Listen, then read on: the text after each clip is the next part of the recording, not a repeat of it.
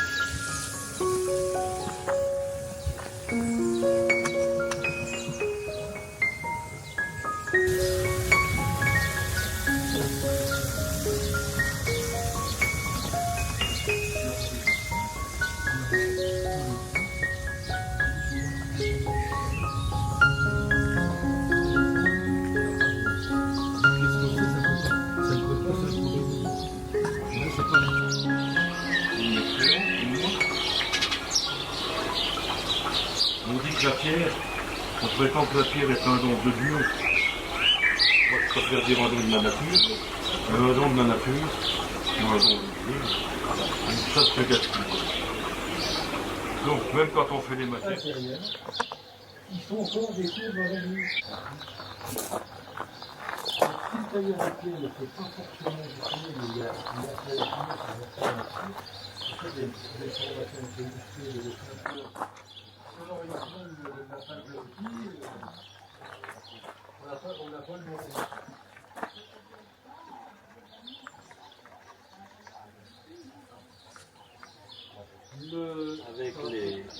Avec le temps, le polissage coupe.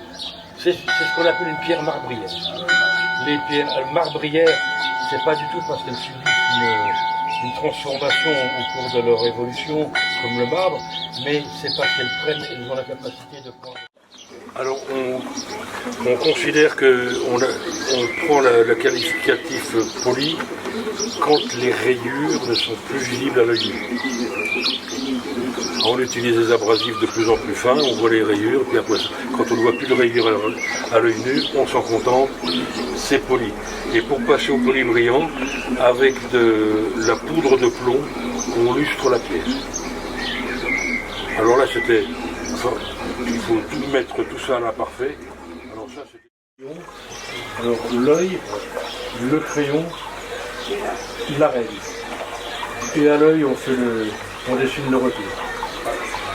Quand on a le pot d'être dehors et qu'il y a du soleil, on peut mettre on met la règle, on met la pièce au soleil et on chouillonne.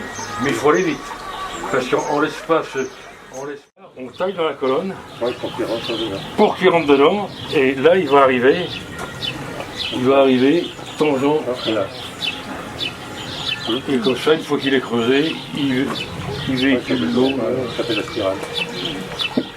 Donc ça fait des. Donc les dessins, nos dessins sont pas faits pour eux.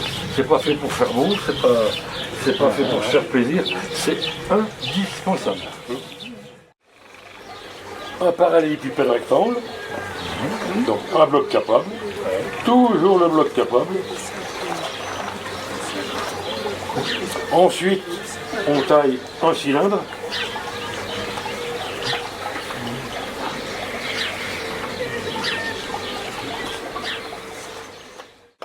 Bon, là, ce que je vais faire, là, c'était pour vous donner une démo de taille. Pour vous donner une démo de taille avec le ciseau. Je fasse pas le compte parce que ça va prendre plus haut. Le sillon le plus profond ne doit pas être, pour des raisons esthétiques, mais on va voir pour autre chose par-dessus. Le sillon le plus profond ne doit pas être plus profond que la césure. Quand on a fini d'exécuter les sillons, on refait. Et comme vous, quand vous faites de la carrosserie, que vous poncez pas tout de suite avec du papier de vertissant. Vous avez toute une gamme à monter. Et bien nous, c'est pareil. Donc là, on a commencé à monter la gamme avec le brochage. Et bien là, on va enlever le brochage avec la boucharde. Donc on va commencer avec le talot. Le talot, 16 dents. Après ça, suivant les exigences qui sont données au tailleur de pierre, on arrive éventuellement à 144 dents. Alors là, on a effacé les traces de la broche avec celui à 16 dents s'appelle le talot. Et puis là, on arrive, là ça doit être du 100 dents. On arrive à 100 dents, c'est 100 du nombre 100.